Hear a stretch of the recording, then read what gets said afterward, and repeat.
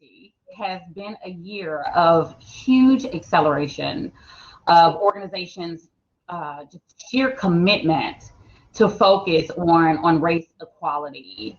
And we are going to hear from some internal and external D&I champions on how to create race equality and inclusion in the workplace. So I would like to introduce our fabulous panel. I'm so excited to be here with them today. First, I am joined by Gino Yusi.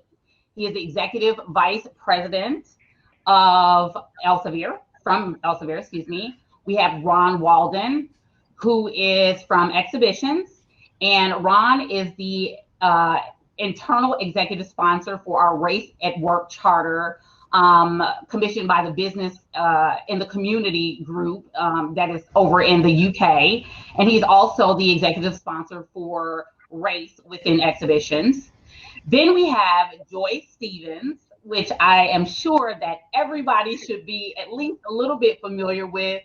Joy is the lead consultant and founder of New Heights Consulting Agency. She's a coach and race allyship expert. Joy has been leading our Courageous Conversations workshops, and we've expanded those from RBA to RELX, and she's since administered those Courageous Conversations to over 3,000 of our employees at this point. And then last but not least, we have Gamal Tawari, otherwise known as G. G is a dynamic and thought-provoking speaker who was the first openly gay police officer with the UK, and he is now a police diversity trainer. So welcome to everyone today. Thank you so much for joining us, and thank you to the attendees for being here today. I'm going to just go ahead and jump right in because I'm sure each of us could speak on these topics for an hour each by ourselves, right? And so I'm just going to go ahead and jump right in.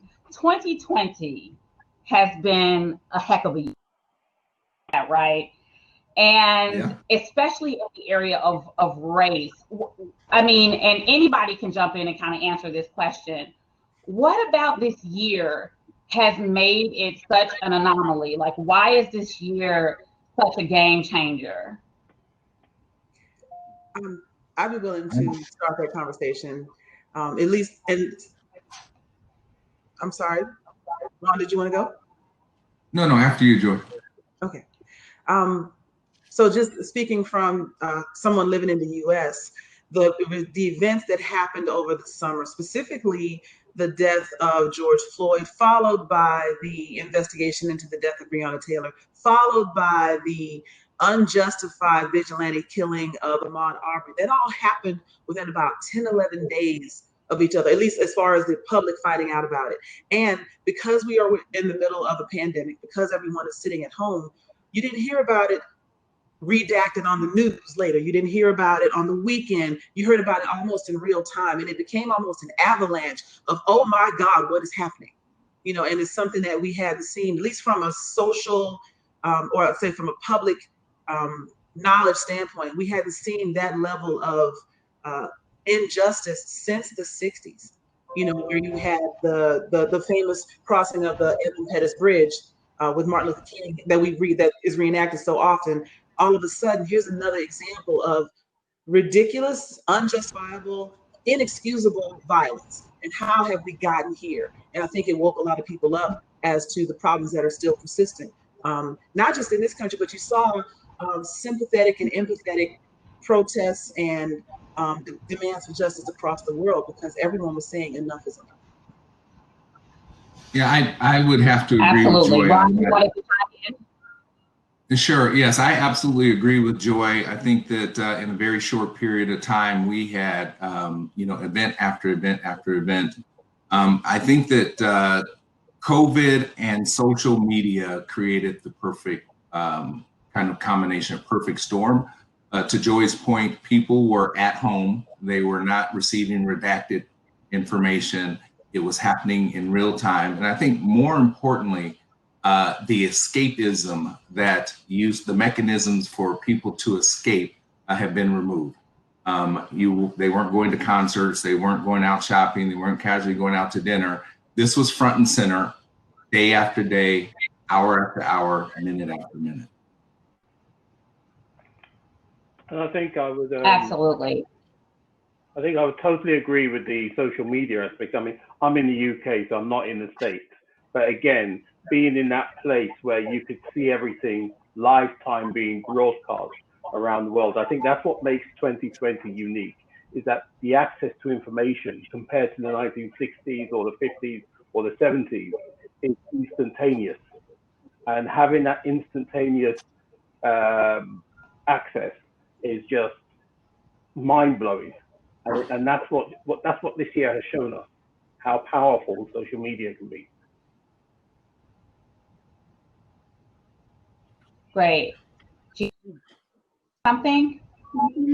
Yeah, I totally agree with each of the comments so far. It's to the point G just made. It's astounding how big social media can bring everything to the conscience. I think the bad side of 2020 shows how much of this is still here, that's going on, that needs to be uncovered.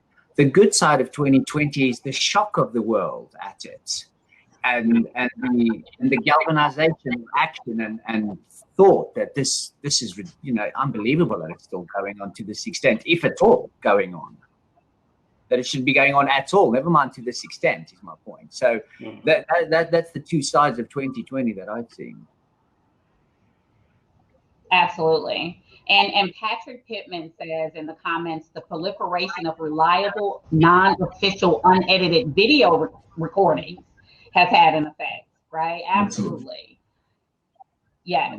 So in the past 12 months, and I'm going to start with you, Joy, in the past 12 months, tell us some of the things that you've noticed companies doing in regards to race equality and inclusion, and some of the things that they've been enacting, or some of the actions they've been taking. This question is near and dear to my heart, because as a D&I consultant, I do a lot of facilitation and training specifically around unconscious bias, communications, cultural competence, etc. I'm going to give you a before and after picture. So we call it 2018. In 2018, a lot of the companies that I approached, and I've always been very clear that the training that I do is a little uncomfortable. It's going to challenge you. It's going to raise questions. It's going to cause you to think about it later. That's what I do. And it wasn't as well received in 2018. There was a lot of, we don't know if we want to make people uncomfortable. Well, can you tone it down a little bit? No, I cannot. You know, so I don't think that I was getting the reception that I really wanted to have in 2018. And then 2019, a couple more, you know, as people get a little bolder in their desire to see things change in their corporations, a little bit more nibbles. But then in 2020, all of a sudden, my phone is ringing off the hook. I'm overbooked. I cannot keep up. I had to get a online, like a gig assistant to help me. Like, there's too many things going on. And I found all of my colleagues are doing similar work in the same boat of, we don't want that same unconscious bias training. It's not good enough. This isn't hitting hard enough. This isn't challenging me enough. And I'm hearing this not just from the people that are, you know, signing the contracts, but from the audience that I'm talking to. You know, this was nice, but can you go deeper? Can you go harder? Can you give us more? We want to know, we want to learn. And that is something I hadn't seen before, not only in the D&I space that I'm in now, but even when I was in corporate, and I would bring these things up and we would have training when I was a line manager, a sales manager, etc. It was all very tame. And now people are asking, please give me the real, give me the raw, unfiltered, unfettered history, truth, understanding, point of view. Think about the conversations we've had just within RELX over the last 6-8 months. I'm hearing people as they share their stories about things that have happened to them, about interactions they had individually with either the police or with other people in their communities. And over again, I'm hearing people say, I've never told anyone this before. I've never shared this. People who have known, say if you had a Black person at work that you knew, and I'm hearing non-Black people say, I've known this person for 11 years and I never knew this about them. So I think that has opened up a whole new world for people to see kind of behind the curtain of what, at least I know as a Black woman, what I kept to myself for the last 47 years. Absolutely. I know in one of your courageous conversations, Joy, I had shared something about how Black women constantly have to police themselves and be in a space where, you know, you're wondering if you are, if how you sound is too Black, or how you dress, is that too cultural? And I've had so many people reach out to me and just say, like, I had no clue that you were dealing with stuff like that. And so it's definitely been a year of transparency. G-Man, I want to come to you really quickly because a lot of this unrest has kind of birthed itself in the United States. So I just kind of want to see things have been unfolding in the UK behind all of this. And then you have the different aspect of, you know, being involved with the other side kind of the coin of the authority. So talk to me about some of the things that you've seen that have changed in the past year. Okay. I mean, you know, we still have a Black community here in London. And I think that when it comes to the work, I agree totally with Joy. Ever since George Floyd, my phone has been off the hook. I just haven't stopped. I've had so much work coming through. But I look at it and I said there's 3 levels. There's what I call the shop window, there's the shop floor, and there's the stockroom. And prior to George Floyd, a lot of people wanted to dress the shop window. How do we make ourselves look good? We just want enough not to get ourselves into trouble. We are now between the shop floor and the stockroom. There are some people that say, right, we're coming, we need to do some work within the company. For example, I had a company the other day who said, we want to do a major culture change program. You know, we've looked around and we've realized that we've got issues and we need to work. And I said, okay, great, I can do that. And they said, yeah, we can give you half a day on a Friday. And you're wow. Yeah, so you want to dress the window. You don't actually want to get into things. And then you've got companies now who are coming along and say, okay, we want to get a bit of work internally. But when you say to them, there's a stockroom over there, that door needs to be opened. That's when some companies get scared. And that's where the work needs to be done. The stockroom needs to be opened, sleeves need to be rolled up, people need to get in there and get all the dust, all the dirt, all the stuff out there, clean it up and start afresh. I don't think every company is ready to go to that point yet, because there is so much emotion involved in going to that stockroom. There's the fear, there's the anger, there's the defensiveness, there's the guilt, there's the shame. And a lot of people try to avoid those emotions. We have to work with them to get to that place. And in the UK, one of the conversations I'm starting to have now is starting to get people to recognize there's the practical side, but this is an emotional space. And you cannot ignore that. And you have to work with that. So that's where we are now. We're between the shop floor and the stockroom. We haven't quite made it to the stockroom yet, but you know, I'm pushing them. Yeah, and I don't know if you guys can see the chat, but folks are over there like, amen. So it's definitely resonating. Ron or Gino, do you want to kind of let us know what the changes that you've been seeing? I would love to. First and foremost, I just realized that I'm on a panel with a Jeep. So I think it's the first time for me. So shout out to the Jeep. You know, I think that I love that analogy, that analogy of having different layers to this. When I thought about the question initially, really had it into 3 buckets. The first bucket was what I have witnessed is that there are companies that scramble to understand, and they're mostly seeking to mitigate you know, damages to their company or positioning in the marketplace. So that usually ends up in a case of window dressing. So I'm completely aligned with that. I think the second example that I have seen. Ron? Can you hear me? Yeah, we can hear you. We can hear you. Okay.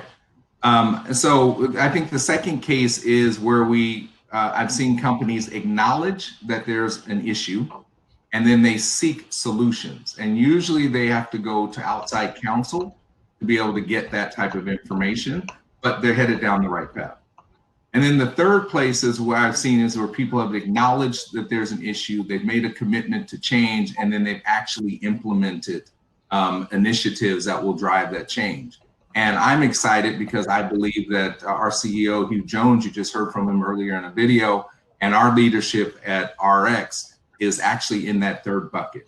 Acknowledge that there's issues, they've made commitments to the change, and they have implemented initiatives that should lead to that change.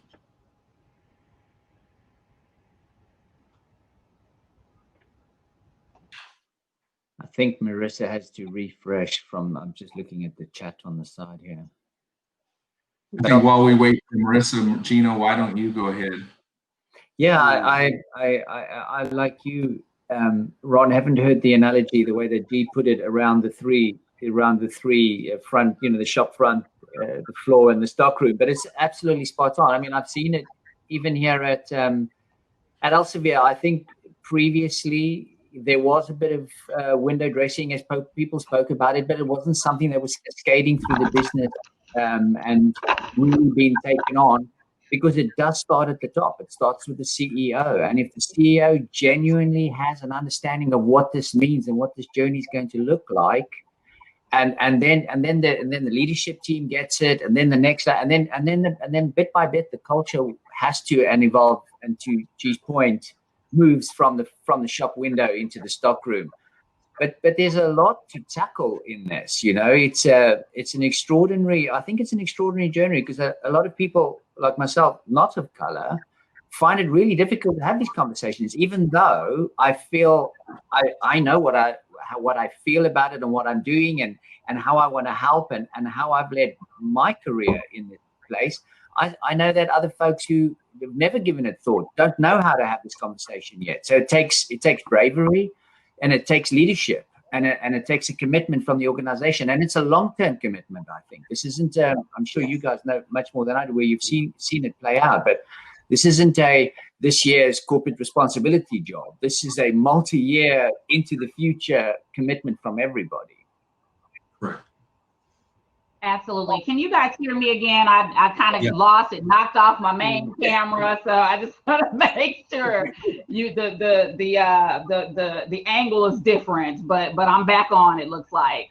So let's talk about the importance of data transparency in regards to race and inclusion. Gino, tell me how important data transparency is in regards to this in the workplace. Yeah, so data is something that I personally am a great interested in business anyway, because I think data is such an important aspect, because what you look at is what's important, and then it really helps you understand what is and isn't working. So, if I just think of it, and I've given, as I try to think through over the last months, how do we as leaders make a change? And I think if we just take it in simple terms with data, it starts from the recruitment process. What's the ratio of applications? Is it reflective of society? If it's not, what's the problem? Are we recruiting incorrectly? Are we using the wrong language? What is it that's getting the wrong ratio of applications? If you're getting the right ratio of applications, but the wrong ratio of appointments, then you have got a recruitment problem. You have bias in recruitment that needs to be dealt with. So that right there puts that spotlight onto that next part. And then once you understand what's going on in that hiring process, then it's about developing folks and mentoring folks. What does that look like in the organization? Is it reflective of the entire colleague base? And then the data on promoting. How does promoting work? How is that reflective? Because of course, everybody who ultimately reaches the top of an organization, everybody starts somewhere at the beginning, and all of that is a journey that we need to understand, that the organization's responsibility to that journey is in place, and data is a key way to understand it. Absolutely. What about you, G? Oh, I'm a fan of data to a point. And the reason why I say to a point is because sometimes people get so focused on the data that they miss the fact that this is about people. And sometimes the data can be stuck, to continue my analogy, can be stuck between the shop window and the shop floor. And it's like, you know, it's almost like sometimes it's, we need 10 more X's. And I'm sort of, we're not a commodity. People are not commodities. You know, the days of being a commodity are long gone. We are human beings. We're not here to be counted. We're not pens. We're not pencils. We're not, you know, paper clips. Right? And I like what Gino said. It's about taking the data and making it, what does this mean in reality? What does this mean in terms of our people? Not what does it mean in terms of a process? And I think that's the difference for me. Is it about the process or is it about our people? It's good. That's good. Yeah. Ron or Joy, did you have anything you wanted to add to that point? I do, but after Joy. No, go ahead. I went first last time. Okay, thank you. I like the, you know, once again, G, you know, dropping nuggets here about the people piece. When I think of data, I think it is really important. First, I'm a firm believer that if it can't be measured, it can't be managed. And so I think that data serves as a valuable source of information for us to kind of assess where we are, set goals to where we'd like to be, and then be able to track along that process and track the progress. You know, thirdly, I think that data is something that, and you talk about transparency, I think it really helps keep us informed. It helps us inform stakeholders, and also really is a valuable tool when it comes to accountability. I'm a fan of data. Joy? Just to piggyback on the people not being commodities, that really hit me hard because I've been saying that for 20 something odd years. Like, you can't expect someone, if you think about the way we used to approach office politics, you know, don't talk about race, religion, or politics at work. Leave all that at home and just come and do your job. And what you're doing when you ask someone to do that is leave 75% of who you are at the door and just come in and do the job assigned. You become a two-dimensional person, name and title. And now we're understanding that it's one that is exhausting to pretend that things that happen outside of work don't matter, don't affect you. I remember having to come to work on a Monday and attend a diversity training that I already knew was going to be empty.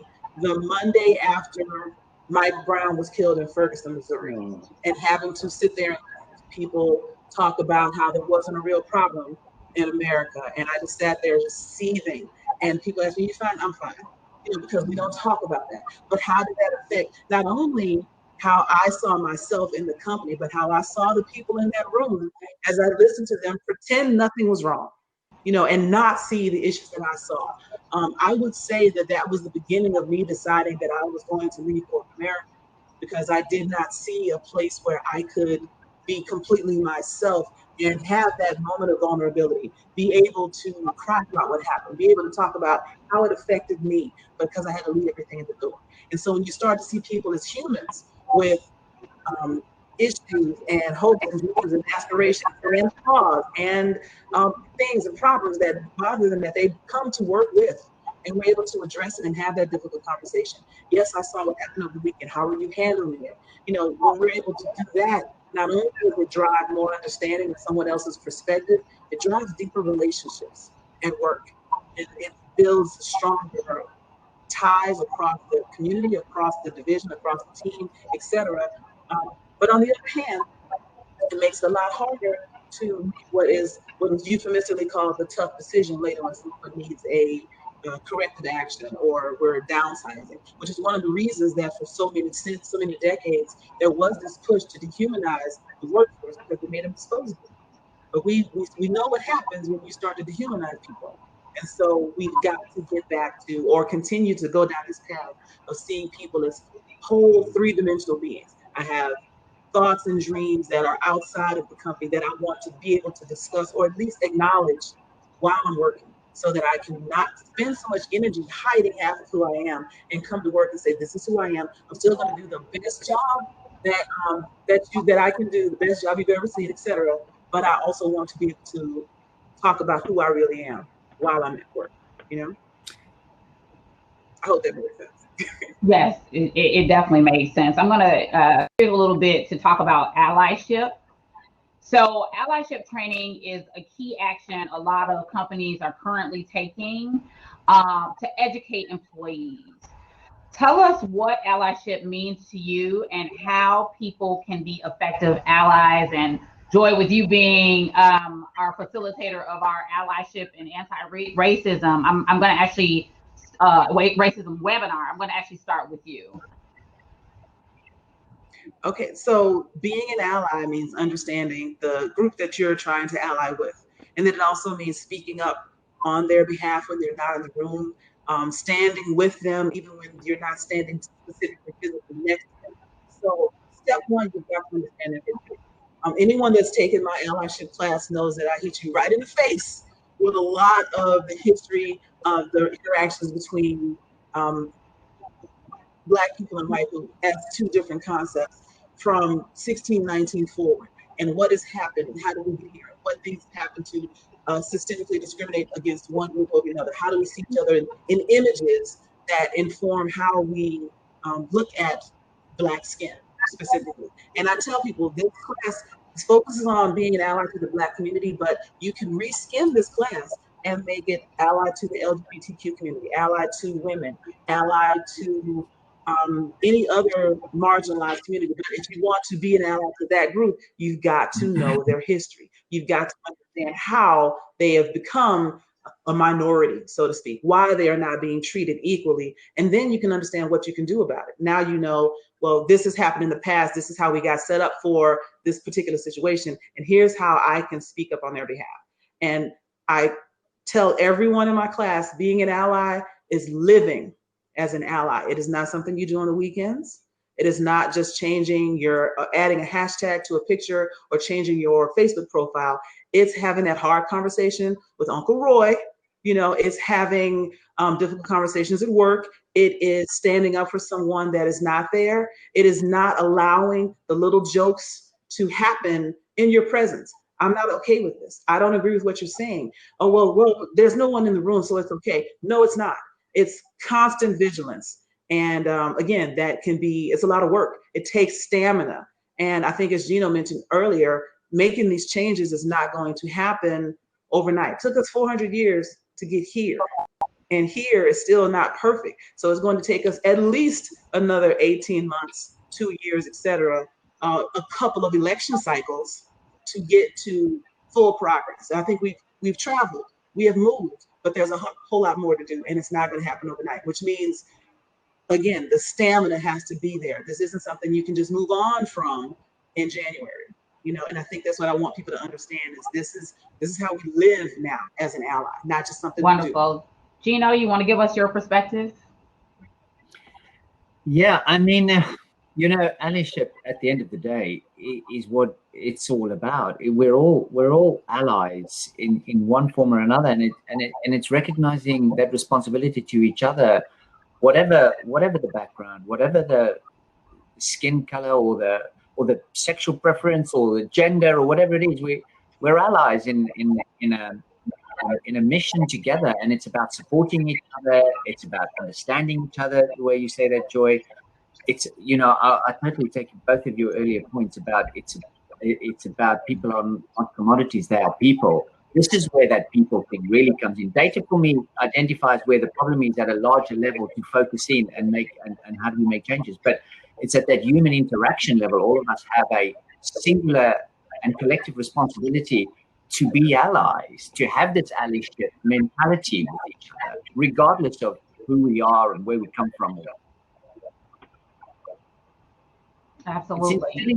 It's instilling that in the broader population of every corporation, of every entity, of every type of environment, that allyship principle that I think is what will make change. And as much as, and I might be coming off the point here, but as much as it's important for us to do it at work, I think, Joy, like you said, it's picking up on anything said out of place or incorrectly or stupidly in social environments, in your homes, in other people's homes. It's not accepting that behavior or those symptoms, that people step back and rethink about it, hopefully.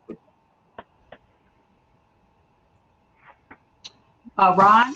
Yes, I think that, when I think of allyship, I think about bringing the non-affected people along. And what I mean by that is what I've witnessed, particularly in the last 7-8 months, is this fear participation. And I think that the opportunity is for us to change the fear participation into courageous engagement. And I think to some of the earlier points from Gino and Joy, I think about the situation where there's a room of all white people and an inappropriate comment is made, and someone in that circle is uncomfortable with the comment. And in that moment, they have 3 choices. 1, to remain silent and be complicit in it. 2, to walk away and, passively protest. Or 3, to actually say something and to stand for something. And I think that the opportunity in allyship and education and information is to give people the tools to be that third example, to actually stand for something all of the time, not just when it's convenient. So that's my idea of allyship.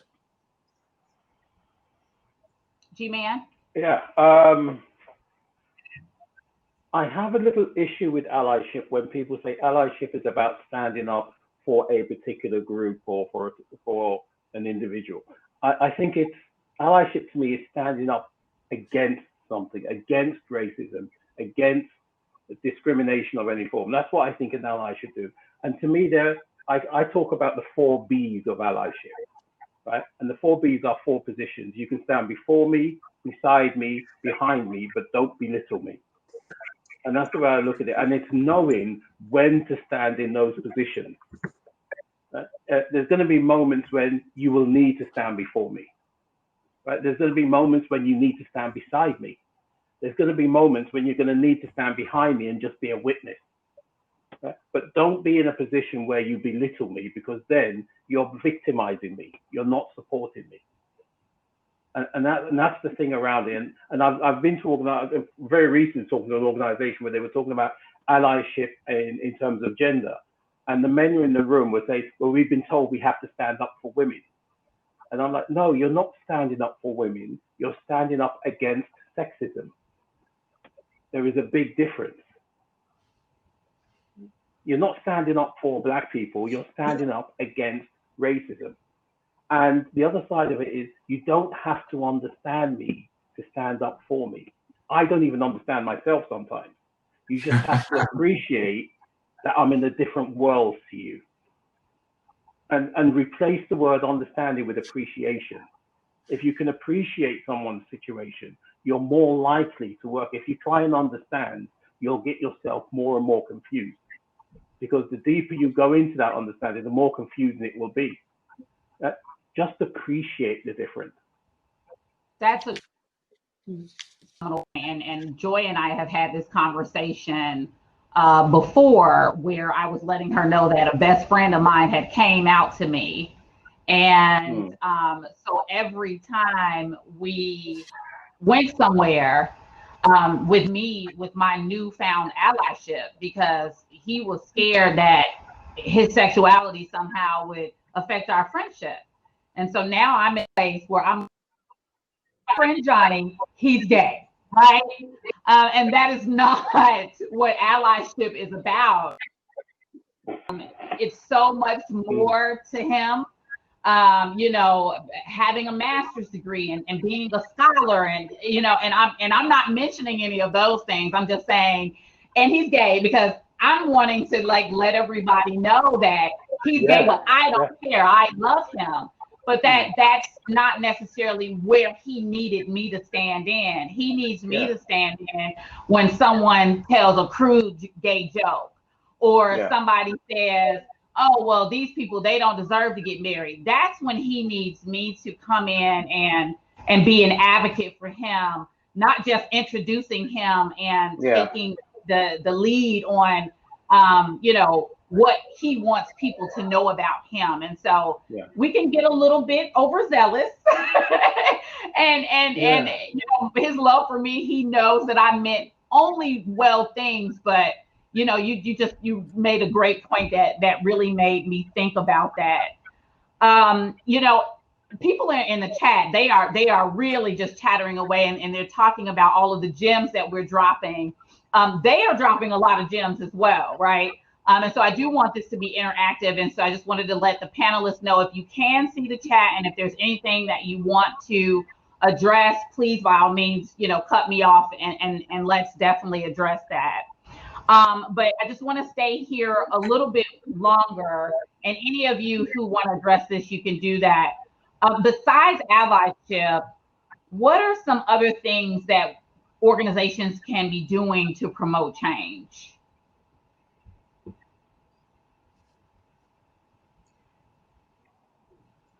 Okay, so what can you do to promote change? It's easy to say walk the talk. That is a very boiled down expression, but you know, we all know you get what you track. You also get what you pay for. So when we talk about wanting to have change, specifically in a corporate setting, where's the budget for this work? Where is the understanding of how we need to reallocate funds for improving, you know, increasing headcount at higher levels? If there's only one job at this level and there's only one promotion every 18 months, why is there only one job there? Like, is that really organizationally right? You know, we've done so much, again, over the last 30, 40 years around running lean, downsizing, doing more with less, et cetera, that it's become an economy of scarcity when it comes to promotions in the workplace. And then we discover that we're overworking people, and maybe we do need to change headcount. But also adding headcount adds more opportunities for more people to advance, so that it isn't just a king of the mountain standpoint where no one else can get it because it's already been filled and it won't be up again for, you know, 3 to 4 years. Additionally, you know, as ERGs and diversity or groups of diversity managers, et cetera, say, this is a class that I think everyone needs to take, put that in the budget. You know, this is something we want to get at least 10 people certified in D&I internally in our organization. Okay, then that shouldn't be something they have to pay for on their own. And so put your money where your mouth is a big part of that. In addition, it costs money to recruit.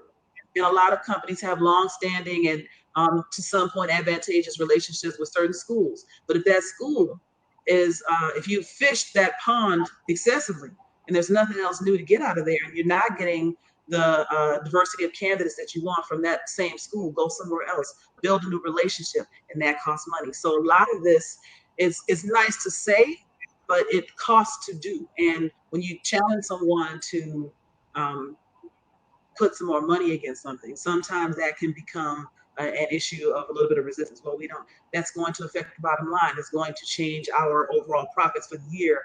Okay, but this is an investment in your company. It shouldn't be seen as just, you know, a function in what you get in, what you put out. What you put in is going to absolutely pay for itself over time. It may not be immediate, and having that stamina to wait for it to bear fruit is also a part of it. You know, you can't start something in October and then in March of the next year say, we're going to scrap it because it didn't work. You haven't given it time. So understanding all of this is another part of how you can effect change. Again, if you think about our local legislatures, our local city councils, et cetera, putting a change on the books, putting a new law in place takes 2-3 years for you to actually see the effects in the community. So we've got to invest not only the money, but the time into making sure that these changes stick. And this is just basic change management at this point. You know, give yourself time to see the results that you want to see, and don't scrap everything at the first sign of resistance or at the first sign of a stumble or a roadblock. You know, you have to keep soldiering on, so to speak.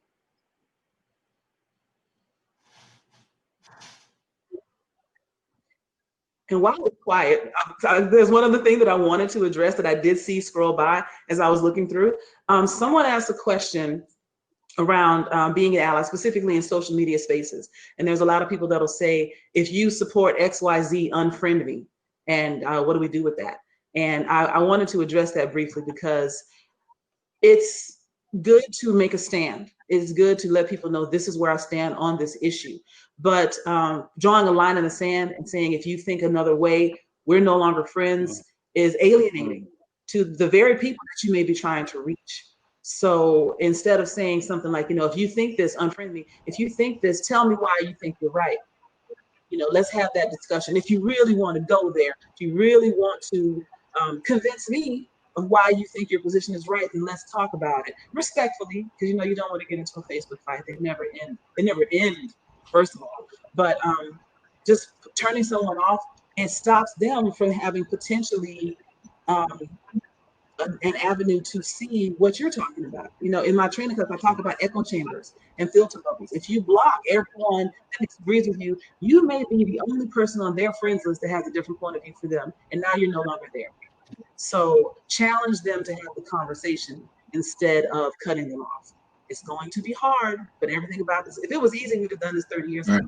So have that conversation, encourage them, send them the articles, send them the resource lists that we've developed and curated here, send them a video, and then ask them to talk about it afterwards. I think that is a better approach. Axel actually asked a really good follow-up question. She said, would it be that sometimes people do this to protect their mind and space? Go ahead, Gina. Yeah. I'm sorry. Go ahead, G-Man. You look like you're ready to answer that one. Whoa. No, I mean, there's a reason why they're called courageous conversations. Right? And I think we have to recognize sometimes not everybody's always ready or in that place to have that courageous conversation. And that's okay. We're all at different levels. To expect everybody to be in the same space and at the same level is unrealistic. It goes against what we're trying to talk about. Because to me, diversity is like a hedgehog. Everybody has a point. It's about how do we figure out those points to find some understanding that we can all work with. And I love what Joy just said about, don't cut people off if you can't. If you can avoid it, don't cut people off. Sit with the conversation. Sit with the conversation. The conversation will get messy. You can't go to, you go to a restaurant and have a nice fish meal. But what you've got to recognize, before that fish got to the table, they had to gut it. They had to get rid of all the mess so that they could present it on the table as a nice meal. Right? People want the nice meal, but you have to go through the messy stuff. You have to go in the kitchen. You have to cut it. You have to clean it. You have to do all this work. And we shouldn't be afraid of that. And when it comes to what should organizations be doing? So, there's the process, but there's also engage with your staff. Engage with your staff. There isn't a one size fits all for this. There isn't a one process sorts out everything. There's a reason why it's called diversity. Right? So engage with your staff. Talk to them. Listen to them. They're your best indicators. Find out from there where you need to go, and then take it from there. That's a great point.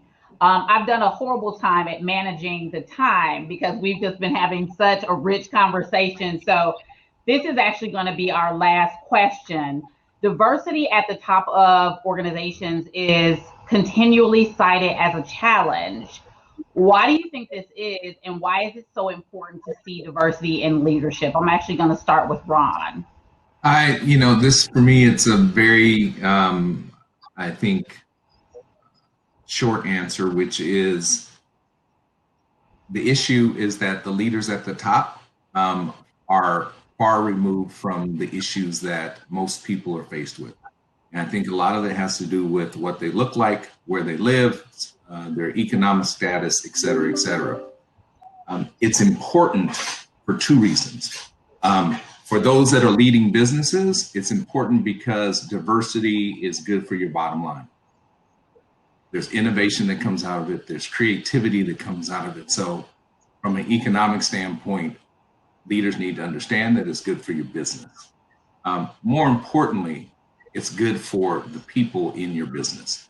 When they see diversity at the top, it gives the employees an understanding that there is an opportunity for them within your organization.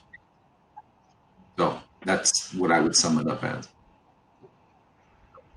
That's definitely a quote right there. It's good for business and it's good for the people in your business. So if you see that on LinkedIn with your name, Ron, then don't be surprised because I'm gonna steal that. So we're gonna actually end with you. You know, can you talk a little bit to that?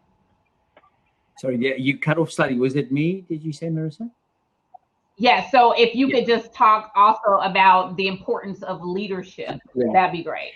Absolutely. I think there's two parts to my thought on this. The first is what G-Man said. I really hit me hard. It resonated at this point. It's about being against racism, being against sexism, against these aspects that infiltrate and cloud and weigh down organizational structure. Because ultimately, if an organization is genuinely a meritocracy, if decisions are made based on merit, based on developing people, giving people, whoever they are, opportunity, support to achieve their potential through an organization, that's when you get from entry level right through to leadership a diverse reflection of society, a diverse reflection of the population of that organization. And what that ultimately means is you have a healthy business that's based on meritocracy. You have a healthy business that knows how to develop its people to achieve their potential. And so ultimately, if you've got a healthy business that is a genuine meritocracy, with a lack of bias in the way it makes decisions and the way it thinks, you're going to have a strong organization, full stop.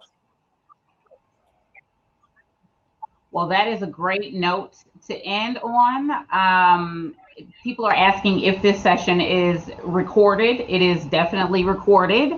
And lastly, I would like to thank you guys a million times over for making time to join us today. This is a fantastic panel, and you can see the comments. People are saying how much they enjoyed having you here today.